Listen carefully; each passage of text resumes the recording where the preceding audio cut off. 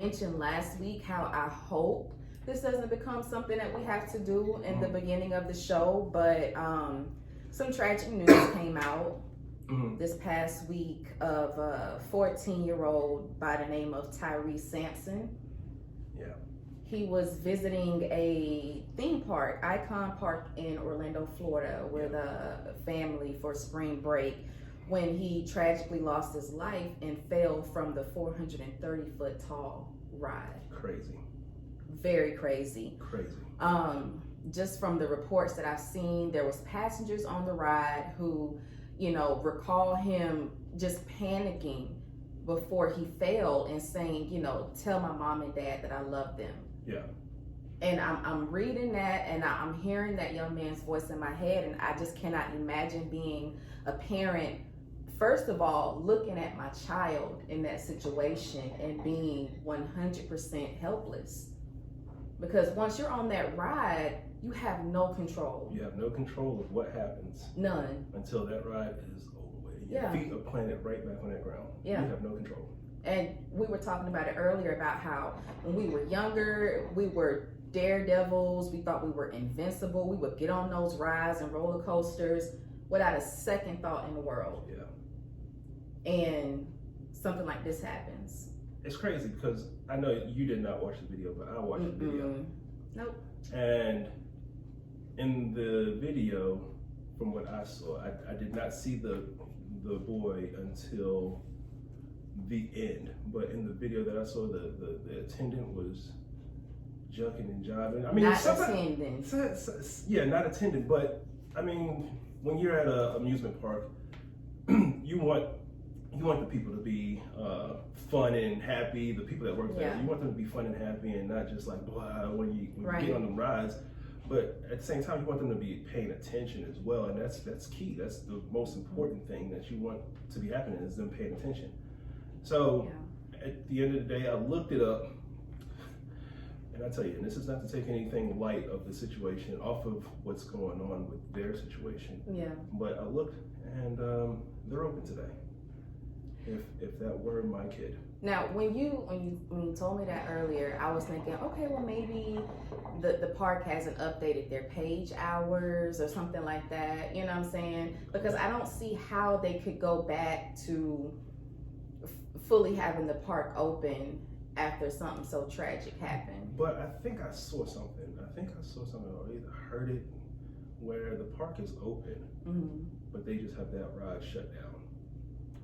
I wouldn't be able to come back to work after that. And it's not working if that was our child. Yeah. You know what I mean? If that was my child, that park would not, and this is no threat. Let's just put it out there in the air. This is no threat. But if that were my child, there would be no park. Yeah. You know what I mean? Yeah. Like, you're not gonna, something that catastrophic does not happen, and then you open up for business. Right. In the next day the next day or two or three. Nah. Right. Nah. If I'm that parent, if I'm passing by, I don't want to see that park open for a good hot minute. You know what I mean? Because you are the ultimate reason behind my child's death. And you were not paying attention, you were being negligent. Yeah. You saw that he could not get strapped in correctly. The strap was like, he was a pretty hefty kid. Yeah. You know what I mean? But that's besides the point. Right. That's besides the point. If they have weight limits, they have height limits. You know what I mean?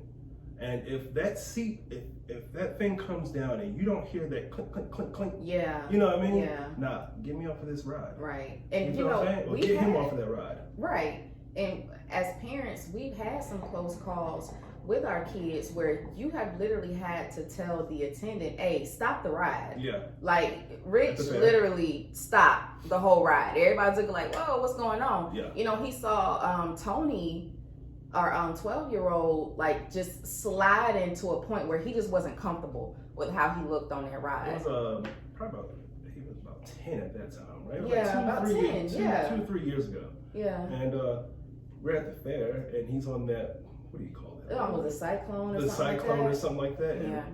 And Tony, he loves to get on rides. But he's little. And he's little. He's Yeah. little for his age. So he got on that ride, and we said, yeah, okay, you'll be all right. Long as it's safe, you know what I mean? But he gets on it, and that thing starts twirling around and going backwards and then going forward. And I see my boy's head just jerking. He's sliding to the left, sliding to, and it came to a point where I was just like, yo, this ain't funny no more. Like, this looks dangerous. Yeah. So let's get him off there. So I had to yell at the attendant, like, yo, get him the fuck off. Right. You Yeah. like, Literally. Stop it. But like we said, we're not trying to take the light off of the situation that happened. But when you're 430 feet in the air, there's no stopping that. Right. You feel what I'm saying? I don't know if they could have brought it down slowly. I don't know. Once it's up there, is it up there and then it comes down? Because I heard them say it goes 70 miles an hour. They said it's a free fall at 70 miles per hour. It's a free fall at 70 miles an hour. Yeah. And oh my God, I don't even want to get into when it stopped and then the tragedy happened. I don't even want to get into that because that's just hey. If it don't feel right, if it don't look right, say something. Say something. And it could be a friend. Like, hey, if you're a friend and you see something not right, like, yo, yeah, let's call this one out. Right. You know what I mean? But enough of that because I'm just getting heated about thinking about that situation. Right.